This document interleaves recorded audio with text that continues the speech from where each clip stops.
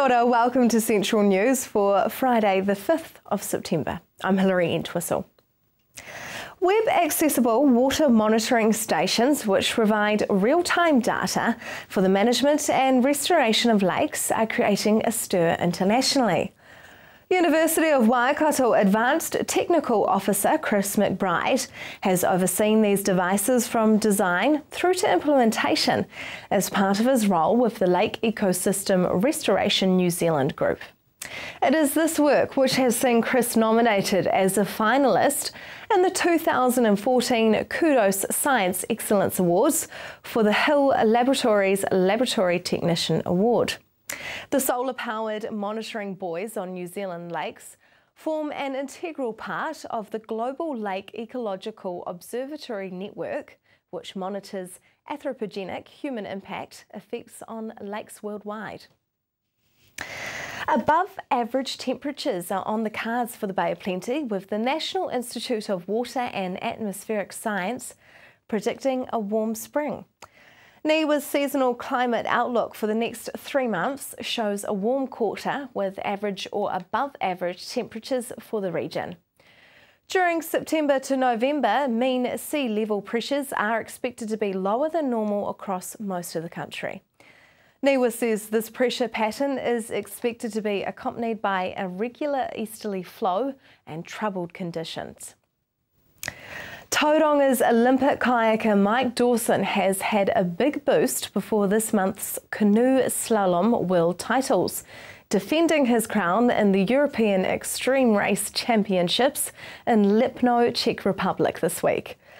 Dawson edged Czech athlete Michal Buchal in the final. Buchal had beaten another New Zealander, Rosarua's Sam Sutton, in the semi-final on the Grade 5 Devils Extreme section of the Vltava River. The 2012 Olympian was happy to collect the title for the second year running, especially after recovering from wrist surgery earlier in the year. A new project from the Edgecombe Lions Club has seen a scrubby patch of road reserve alongside Mangaoni Stream transferred into an attractive picnic spot and watering hole just 700 metres from the popular Onipu Community Park outside Whakatane. The planning work and labour was provided by the Lions Club, Whakatane District Council, and the landowner provided the road rails and installed a culvert. And funding was provided through the Bay of Plenty Regional Council's Environmental Enhancement Fund. The new site has attractive landscaped areas, 2 picnic tables and a clear swimming hole in the Mangaoni Stream. Edgecombe Lions Club member Bill Clark was proud of the new Mangaoni Stream Reserve and looks forward to seeing locals and visitors alike make use of the new amenity. The marine forecast for Saturday now: west coast, Raglan, southerly 20 knots and a swell developing, tending to a southwest. Saturday high tide is at 7:10 in the morning. East Coast Bay of Plenty changing southeasterly 15 knots in the morning, tending to a southerly in the evening. Showers clearing at night and 16:19 for Tauranga's high tide. Still to come on the program, has the high New Zealand dollar changed the way we do business? And your weather for the weekend. Welcome to Central News on TV Central. Business confidence in the northern region fell dramatically in the latest Chamber of Commerce survey. Exporters maintain the high dollar is denying them international opportunities, and access to the finance and investment continues to be a challenge for some businesses. But the biggest issue constraining growth in the region is demand, which is flowing through to lower intentions to employ, fewer hours to be worked and lower profitability. I spoke with Anne Pankhurst from the Tauranga Chamber of Commerce. Access to finance and investment seems to be a bit of a problem to some businesses. Is that a new problem, or has that always been the case? It's always been there. It's been in various degrees. So traditionally it used to be the banks and the mezzanine finance. It's now a way of finding other investments. So the angel investors are doing a great job in this field. They are people that actually invest in a business.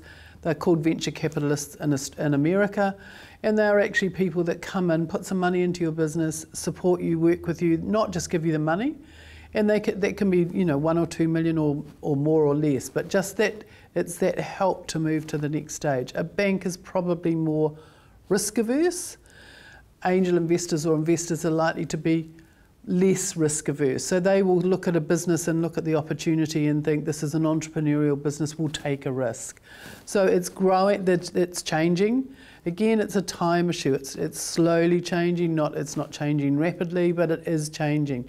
And it's now a case of the market and those people that want investors understanding that they might need to give away a little bit of the control of their business. If you've got an investor investing in your business, they may want to have a say. You can't just, unlike a bank, take their money and run, if you like. With an investor, they have an expectation that they are part of this business, that they may want to see how it works. So New Zealand businesses are coming to terms with that. It's not an easy thing for them to think, I might give up some control of my business. How will business change then? I think the change will be as more and more New Zealanders or business owners, especially in that small to medium and medium moving to larger, where they're moving from running the business entirely on their own, not answerable to anyone, just doing their own thing, to having governance boards. So when you're listed, you have a governance board. Often in a trust, you'll have a governance board. The average Kiwi company doesn't have a governance board. They don't even have an advisory board necessarily, because that control is theirs. They want to run and own this company. So the change will come when they start to go, that's a benefit. It's not a risk. I'm not giving away my company. I'm asking people to come in and offer help. And they may be able to. So if, for instance, a company was in New Zealand, they wanted to move to export, the best thing that they could do to get that investment is to get a governance board or an advisory board that could work with them to export, to teach them how to export, to get them into the export markets. So when more and more New Zealand companies come to terms with that, they understand that letting go of control isn't loss, it's an advantage, then I think you will see great changes. Is there a risk that there could be more bureaucracy in business? I don't think so.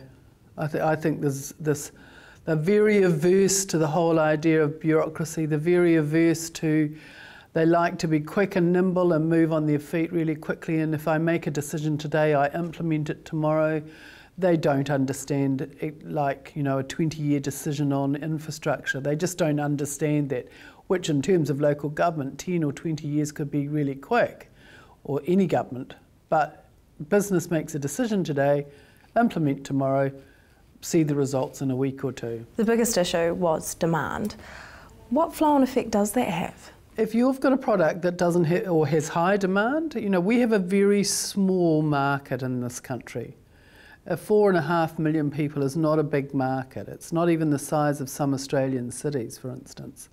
And we have an expectation in this, so the demand isn't here. We have to learn to export. We have to go into external markets to grow our demand. The risk when you do that, of course, is that you're not able to make as much as the demand requires. But we have to increase our markets for our businesses to succeed and grow and become sizable. The demand has to be greater. So we do have some things that are really, really clever. We're growing in our IT sector. We've got some very smart thinking there. That doesn't have any borders at all. You can do business anywhere in the world if you're an IT company, from anywhere in the world. A lot of the design houses now are working offshore because they don't need to be next door to their customer. They don't need to be down the road. So more and more companies that are able to have no borders and no boundaries are working like that and understanding that. Those companies that make a thing, ship a thing, sell a thing, that's the problem. And when that becomes easier and bigger and better and brighter, that's great. You know, it's wonderful news to hear that the port is expanding all the time, because that's what makes Tauranga attractive for people who are manufacturers. They can take it to the port in 5 minutes and it's gone. It's wonderful. Wonderful. If business confidence is down in a region, What kind of effect can that have on a wider community? If you're not feeling good in your business and you're wondering how things can happen, you start to look at, have I got the right staff? Have I got too many staff? If you have to lay off 1 or 2 staff or more, that sends a ripple across the city. It makes everyone know somebody who's just been laid off, what's wrong with that company. So suddenly there's that sense of, oh, is there a, have we lost our confidence? Are we not so wealthy, or are we not so happy? And it shows immediately when people don't buy, when people lay people off, and when they start to retrench. That hasn't been happening of any size and scale at all in the city. I think we're coming out of the back end of a pretty tough time. I think lots of businesses over the last 5 years have trimmed their sales to the absolute stretching point, and most companies that are now succeeding will come out much better equipped to go forward. So I think we've seen we may still see a little bit of sort of the residue of that, but it's getting less and less. The confidence is there, it's just some little things at the moment. Coming up next, the dynamics of dynamic ceramics.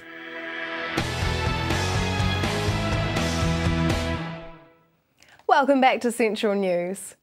Next Friday night will be the opening of the Dynamic Ceramics and Visual Art exhibition in the Cambridge Town Hall.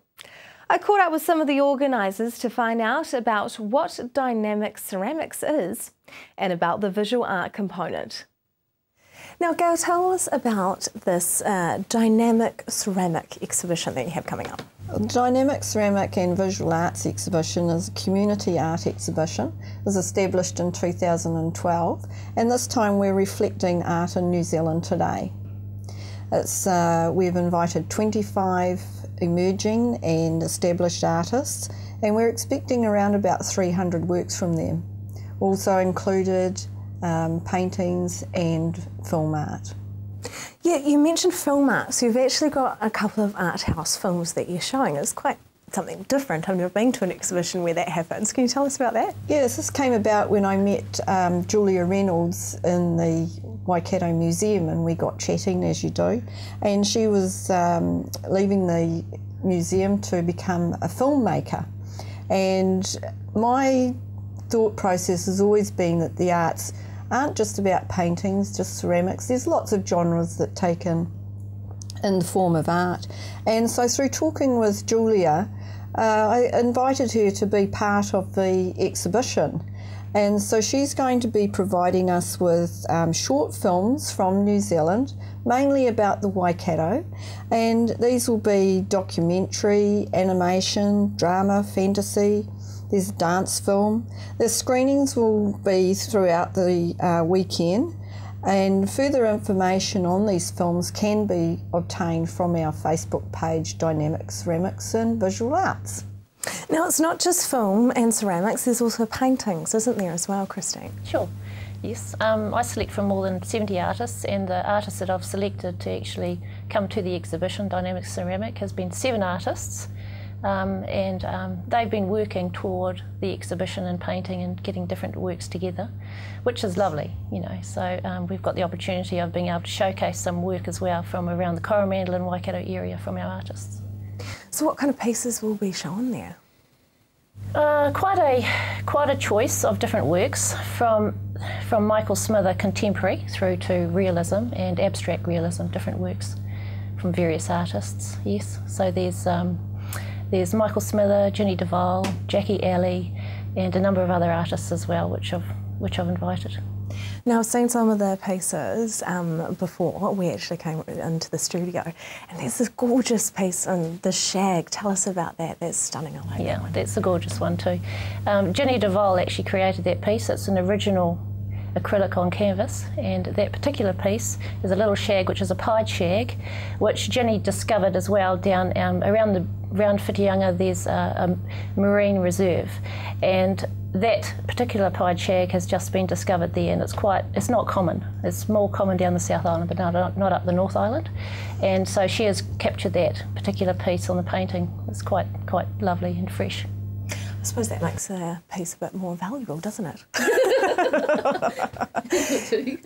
Now, Gail, tell us about some of these amazing works that you've brought in. These are stunning. I love this. I mean, the detail on this is just amazing. This is from my personal collection, but this is from Dorothy Armstrong, and she really is the artist who captures animals. She's fairly well known. She's from Tauranga, and her ability to just be able to capture that moment, the dog and the sheep, and there's actually 3 more pieces, and the sheep are just looking down the dog, and the dog saying, come on, bring it on, you know, I'm going to get the better of you. And her techniques are, quite often the pieces have been raku'd. I believe this piece has probably been electrified, fired in the electric kiln, and the wool, the shape of the wool in that on here, Incredibly detailed.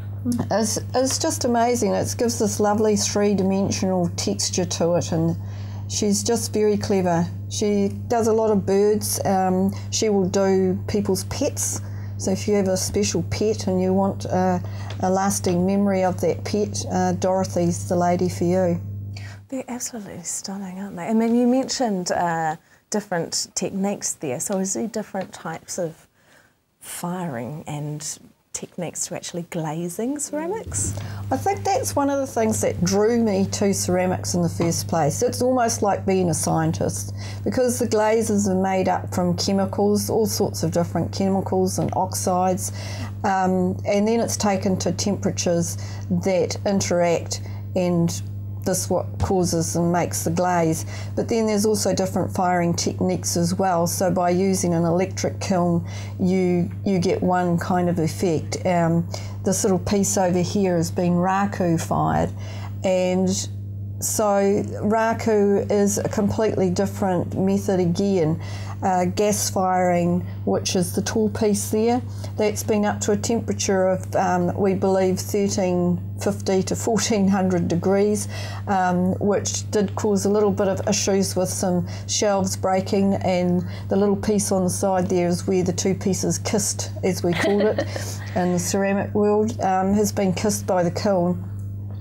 And this piece over here was in the same firing, and so it has been fired to quite a high temperature to get it to the point where the glaze literally becomes as one with the clay. So it's very, very interesting media to get into, because there's so many variables, and it's just a lot of fun. Just ahead, weather for the weekend, and jet sprinting wins an award.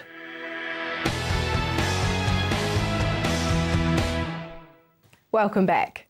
Our very own Jet Sprints took out the emerging event of the year at the New Zealand Association of Event Professionals Event Awards.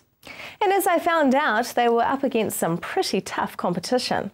The award was the Emerging Event of the Year award, which is the New Zealand Event Association awards that are held annually.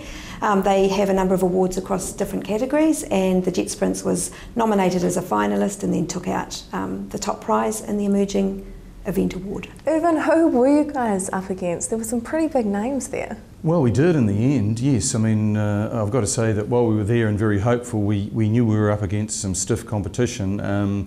Probably the most significant event that was in our category, which was for events that had been run for the first time, was the Auckland Nines Rugby League event, which was huge and very successful as well. So really the judges looked behind, I think, just the first impressions, and looked for innovation and novelty and people looking to do something that is outside the square and that had good potential for the future. So we were delighted to be able to come in ahead of that field. Head judge Martin Snedden said that the event showed innovation.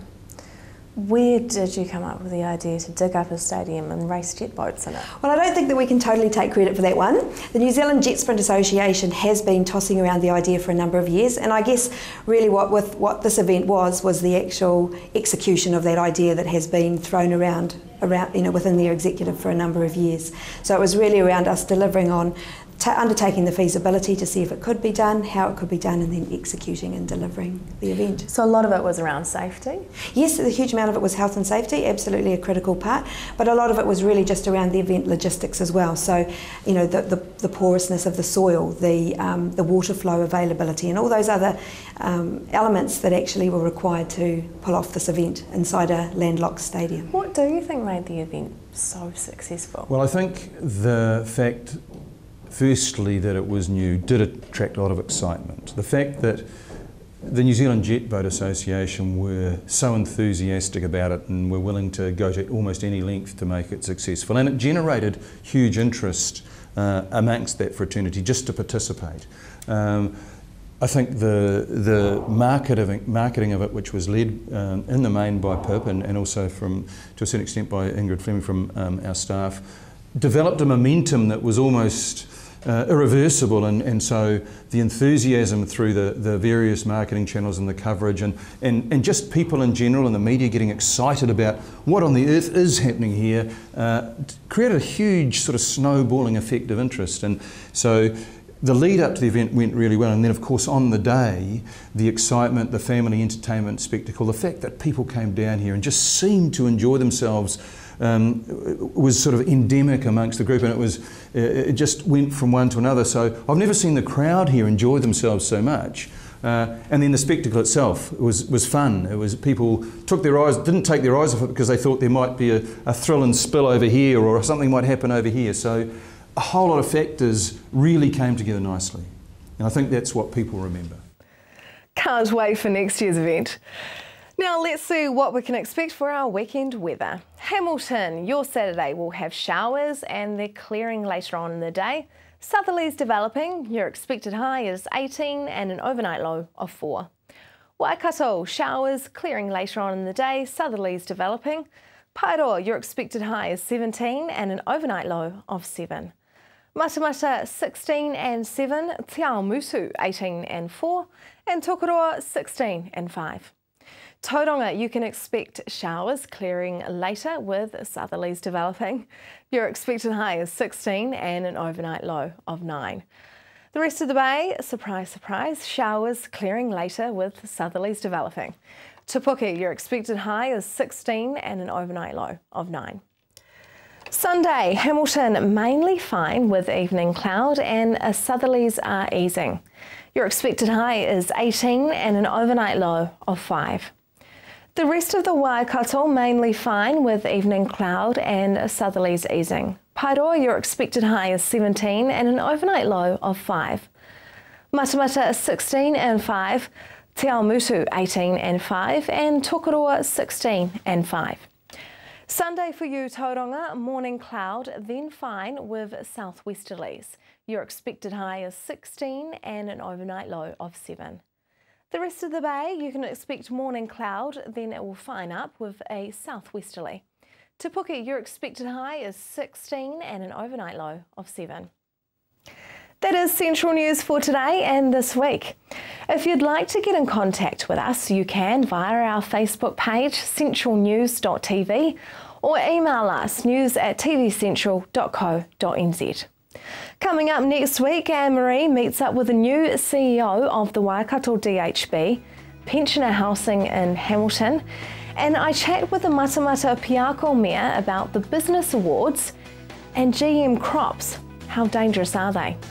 Until then, I'm Hilary Entwistle. I hope you have a lovely evening and a fantastic weekend.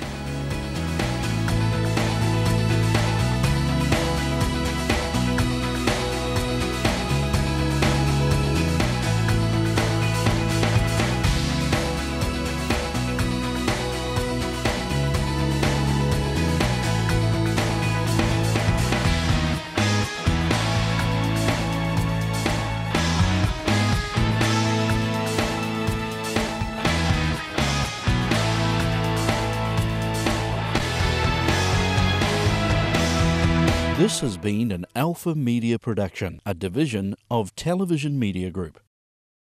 Supporting local content so you can see more of New Zealand on air.